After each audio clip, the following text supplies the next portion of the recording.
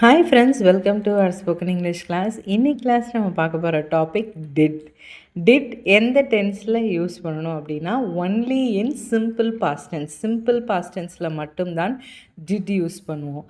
என்ன மாதிரி sentences frame பண்ணும்போது, நெகட்டிவ் சென்டென்சஸ் ஃப்ரேம் பண்ணும்போதும் யூஸ் பண்ணுவோம்.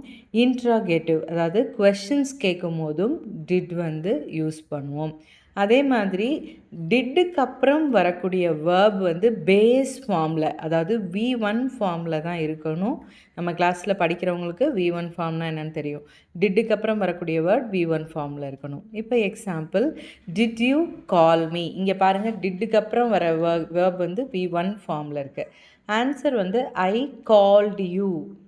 Called you. கால்டில் பார்த்தீங்கன்னா இடி, சிம்பிள் பாஸ்டன்ஸ். நெகட்டிவ் பாருங்கள், ஐ டிடன்ட் கால் யூ. இங்கே டிடன்ட்க்கு அப்புறம் கால் அப்படின்றது V1 ஃபார்மில் இருக்குது. Did he sleep. இங்கே பாருங்கள், ஸ்லீப் V1 ஃபார்மில் இருக்குது.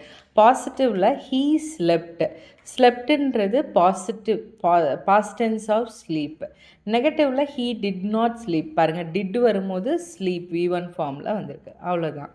இப்படி தான் டிட் யூஸ் பண்ணணும். தேங்க்ஸ் ஃபார் வாட்சிங் த வீடியோ. இந்த வீடியோ உங்களுக்கு பிடிச்சிருந்ததுன்னா நம்ம வீடியோவை லைக் பண்ணுங்கள், ஷேர் பண்ணுங்கள், நம்ம சேனலை சப்ஸ்கிரைப் பண்ணுங்கள்.